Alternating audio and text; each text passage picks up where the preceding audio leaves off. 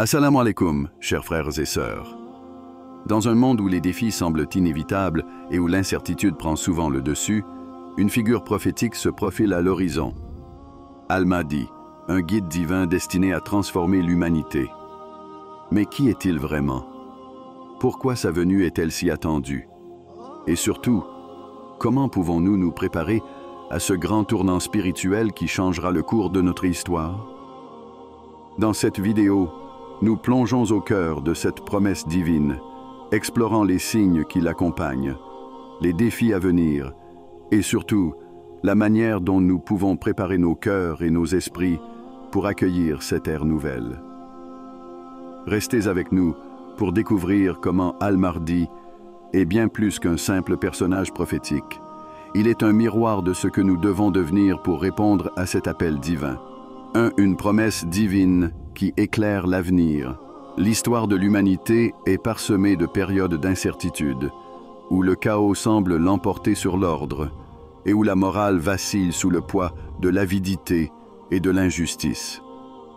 C'est dans ces moments que les croyants, quelle que soit leur foi, se tournent vers les promesses divines.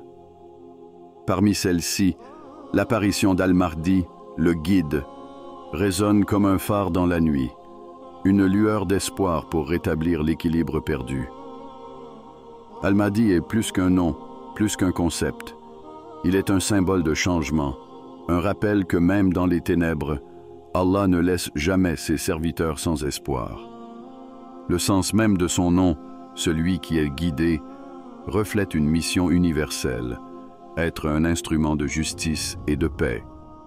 Cette figure attendue depuis des siècles n'est pas simplement une prophétie à venir, mais un message intemporel pour chaque génération. Allah veille, et le triomphe de la vérité sur l'erreur est une promesse. Son apparition à la Mecque, ce lieu sacré qui unit chaque année des millions de croyants du monde entier, ne sera pas un événement banal. Ce sera un signal, un rappel puissant de la puissance divine et de l'ordre qu'il instaure dans un monde souvent marqué par le désordre humain. Mais pourquoi la Mecque? Pourquoi ce lieu en particulier? Parce qu'il est le cœur battant de l'islam, le point de convergence de la foi et de la dévotion. Voir Al-Mahdi émerger de ce lieu sacré renforcera l'idée que ce guide vient pour unir, pour rassembler, pour restaurer. Les récits prophétiques autour d'Al-Mahdi nous enseignent une chose essentielle. Son apparition n'est pas seulement un événement historique, c'est un appel à la préparation. Préparation spirituelle bien sûr, mais aussi mentale et émotionnelle, car comprendre Al-Mahdi, c'est comprendre notre rôle dans ce grand plan divin. Nous ne sommes pas de simples spectateurs de cette promesse, nous en sommes des acteurs.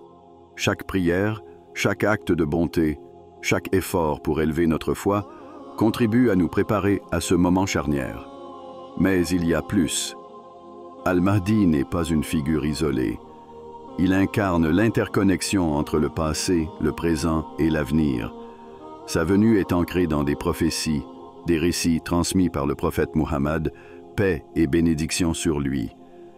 Ces récits ne sont pas de simples histoires, mais des guides, des balises pour nous aider à discerner la vérité dans un monde souvent embrouillé par les illusions et les distractions.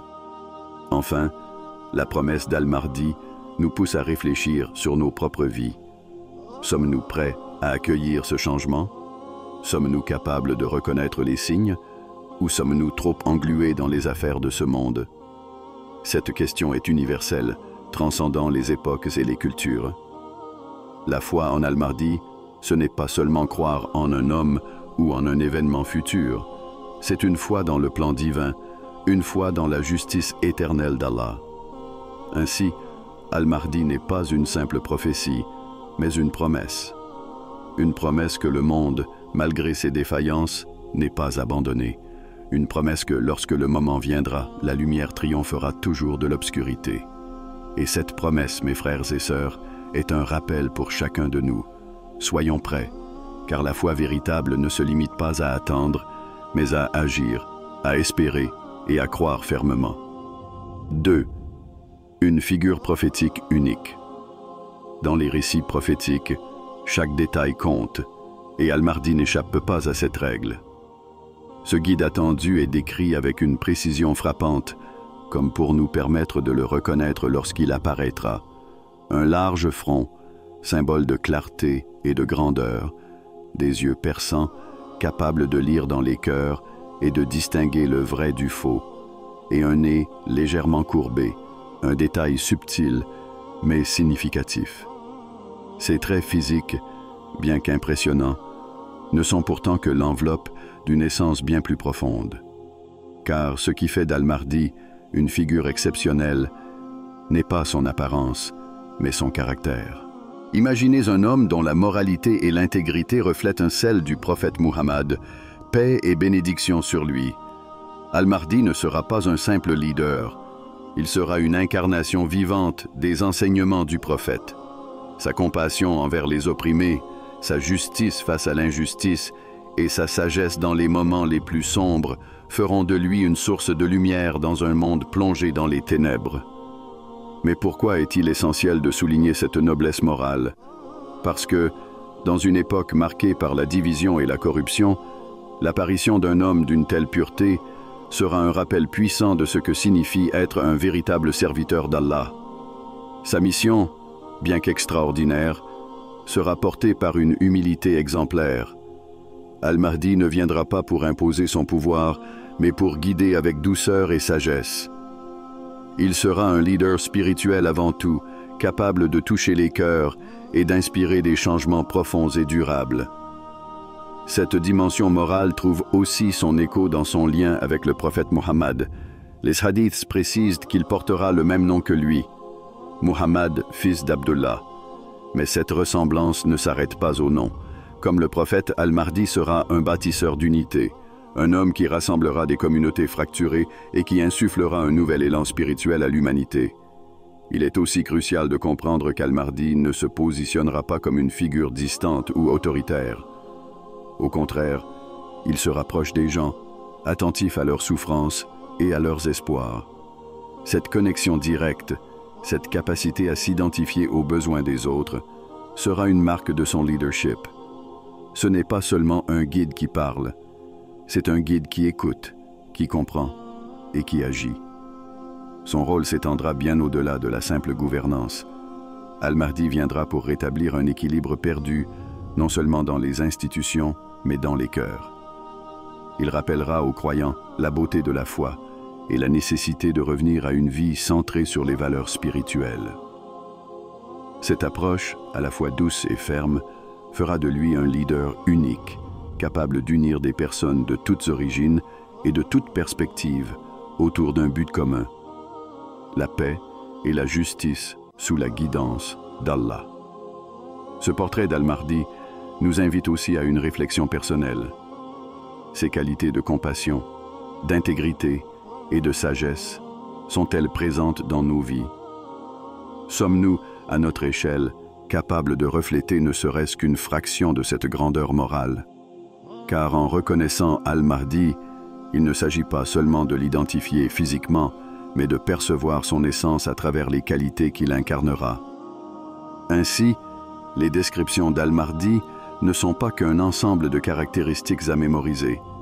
Elles sont une invitation à élever notre propre caractère et à nous préparer à accueillir un homme qui ne changera pas seulement le monde, mais aussi les cœurs.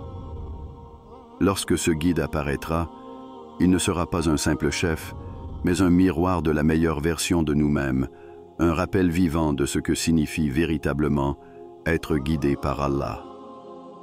3. Une mission de transformation universelle. Depuis la nuit des temps, l'humanité aspire à un monde où règne justice et paix. Cependant, à chaque époque, ces idéaux semblent s'éloigner sous le poids des injustices, des tyrannies et des crises. C'est dans ce contexte qu'Al-Mahdi se lèvera, non comme un simple réformateur, mais comme un instrument du divin destiné à rétablir un équilibre perdu depuis longtemps.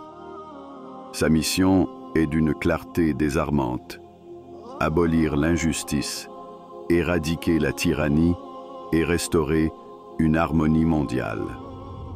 Mais comment accomplir une telle tâche dans un monde marqué par des divisions profondes? La réponse réside dans sa guidance, une guidance transcendante qui transcende les intérêts humains et s'aligne sur le plan divin. Ce n'est pas seulement un leadership humain qui l'apportera, mais une réorganisation totale de l'ordre établi, à la lumière de la justice d'Allah. Pourtant, ce bouleversement ne surviendra pas sans résistance ni défi. La venue d'Al-Mahdi sera précédée d'un tumulte global.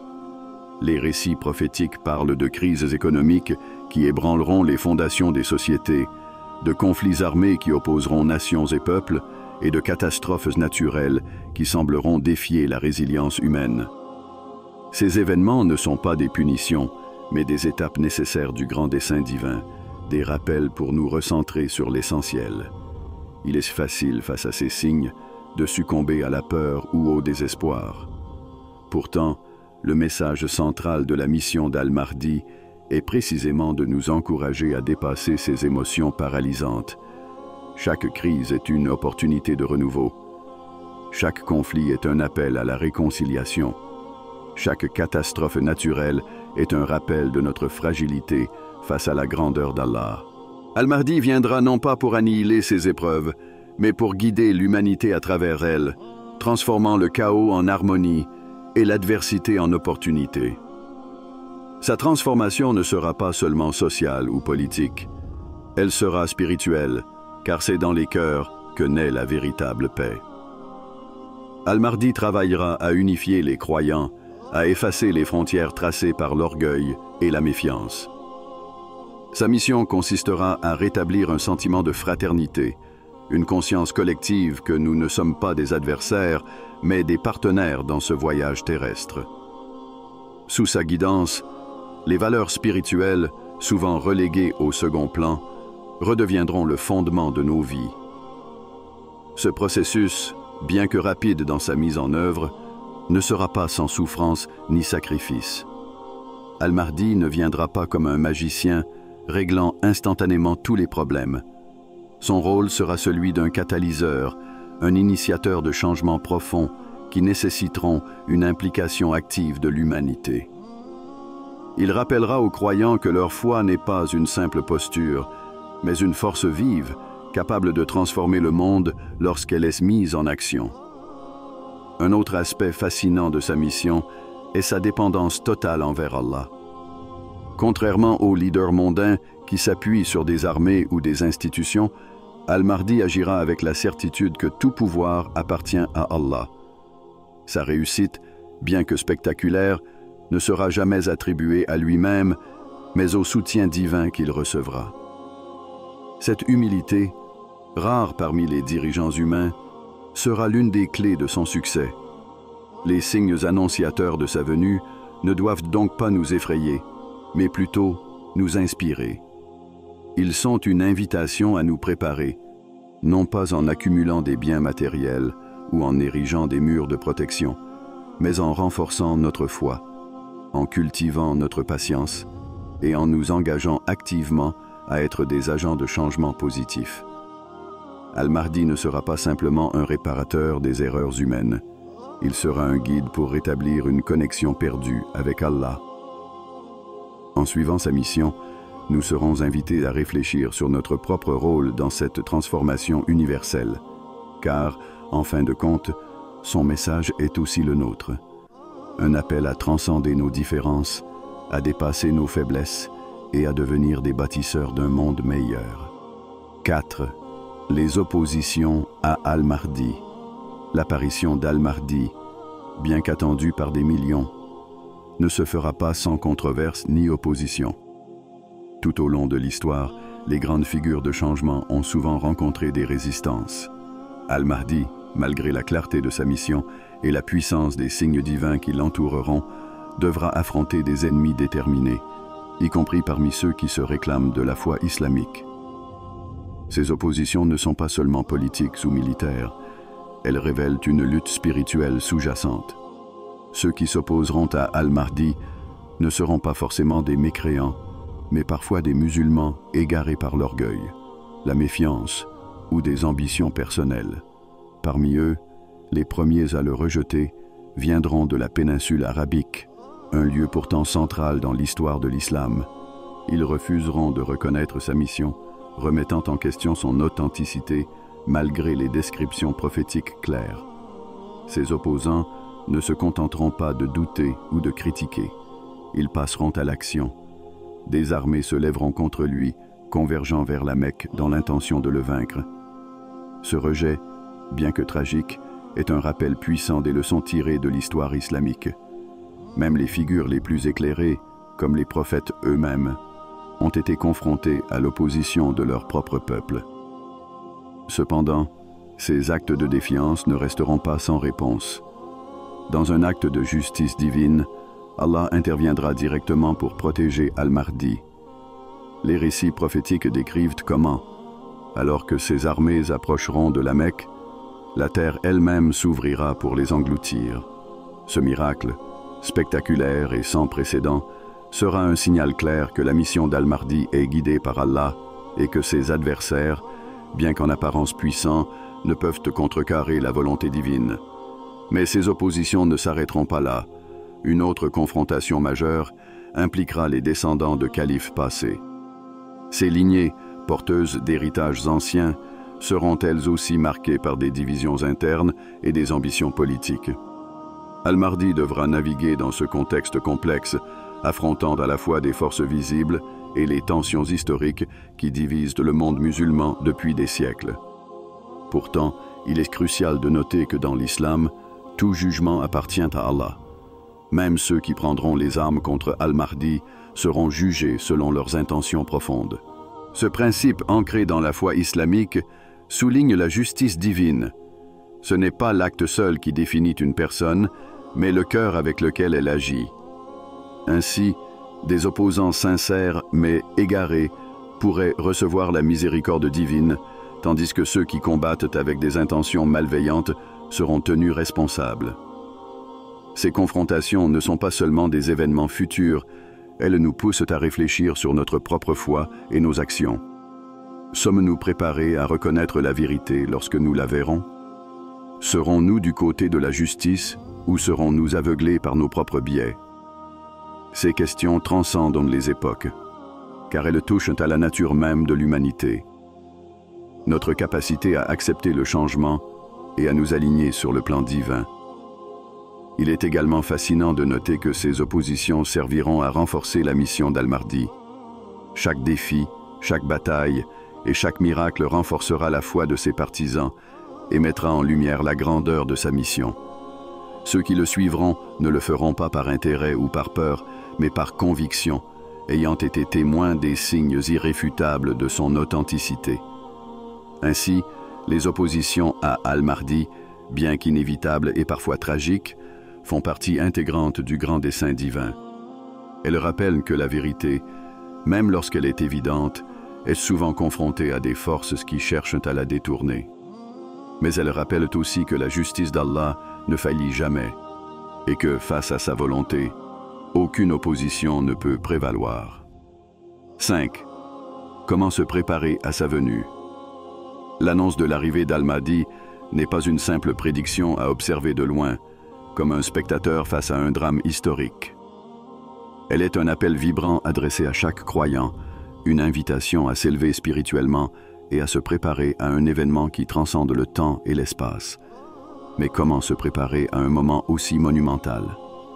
Quelles actions entreprendre pour que, le jour venu, nous soyons non seulement témoins, mais aussi acteurs de ce changement divin?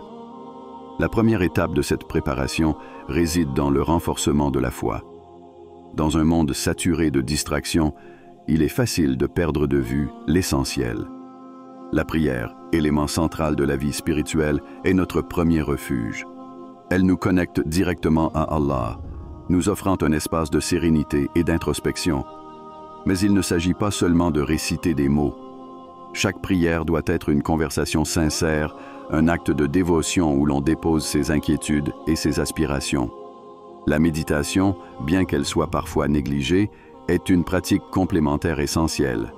Elle nous aide à calmer l'esprit, à réfléchir sur nos intentions et à nous recentrer sur nos objectifs spirituels. En méditant sur les signes d'Al-Mahdi, nous pouvons mieux comprendre notre rôle dans ce plan divin. Que signifient ces signes pour nous? Comment pouvons-nous aligner nos actions avec les valeurs qu'il incarnera? Cependant, la préparation spirituelle ne s'arrête pas à une relation individuelle avec Allah. Elle s'étend à la communauté. Al-Mahdi viendra pour unifier, pour guérir les divisions qui affaiblissent les croyants. Il est donc de notre devoir de commencer ce travail dès maintenant. Rassembler nos communautés autour de l'unité, de la fraternité et du respect mutuel est un moyen de construire un terrain fertile pour sa mission. Cela peut commencer par de petits gestes, tendre la main à un voisin dans le besoin, participer activement à des projets communautaires ou simplement semer la paix autour de nous. La bonté, dans sa simplicité, est un acte révolutionnaire. Chaque action empreinte de bienveillance est un rappel que nous pouvons être des agents du changement, même à petite échelle. Imaginez un monde où chaque croyant, inspiré par la promesse d'Al-Mahdi, s'engage à propager la bonté. Ce ne serait pas seulement une préparation, mais déjà le début d'une transformation globale. La préparation physique, bien qu'importante, ne suffit pas sans un éveil spirituel. S'armer de foi, de patience et de sagesse est tout aussi crucial que de se préparer à faire face aux épreuves qui pourraient précéder son apparition. Ces défis, qu'ils soient individuels ou collectifs, ne doivent pas être perçus comme des obstacles insurmontables, mais comme des tests divins destinés à purifier nos cœurs et à fortifier notre caractère. Reconnaître la lumière divine en nous et autour de nous est une autre dimension de cette préparation. Al-Mahdi n'est pas simplement une figure extérieure à attendre, mais un guide qui résonne avec une vérité universelle déjà présente dans nos âmes. Se reconnecter avec cette lumière signifie s'engager dans un processus de transformation intérieure, un voyage où l'on abandonne l'orgueil, la haine et la peur pour embrasser l'humilité, l'amour et la foi. Enfin, il est crucial de comprendre que se préparer à la venue d'Al-Mahdi ne signifie pas se retirer du monde en attendant passivement son apparition. Au contraire, cela implique une participation active à la vie, une volonté d'améliorer ce qui peut l'être ici et maintenant. Ce n'est pas un simple futur lointain que nous attendons, mais une réalité que nous contribuons à construire par nos choix quotidiens. La promesse d'Al-Mahdi n'est pas uniquement celle d'un homme, mais celle d'un idéal. En nous préparant à sa venue, nous ne nous préparons pas seulement à le suivre, mais à devenir meilleurs, à incarner les valeurs qu'il représentera. Chaque effort que nous faisons aujourd'hui pour nous rapprocher de cette vision divine est une étape vers un avenir où la justice, la paix et la lumière prévaudront. La venue d'Al-Mahdi n'est pas un simple événement à observer de loin, mais une invitation à une transformation personnelle et collective. Elle nous appelle à renforcer notre foi, à unir nos communautés et à répandre la bonté dans nos actions quotidiennes. Préparer nos cœurs à l'arrivée de ce guide divin, c'est aussi se préparer à une époque de justice, de paix et d'harmonie, où l'amour et la vérité prévaudront sur l'injustice et la tyrannie. Alors, au lieu d'attendre passivement, engageons-nous dès aujourd'hui à être les témoins et les bâtisseurs de cette promesse. Que chacun de nous, à sa manière, soit prêt à accueillir Al-Mahdi et à œuvrer pour un monde meilleur sous la guidance d'Allah.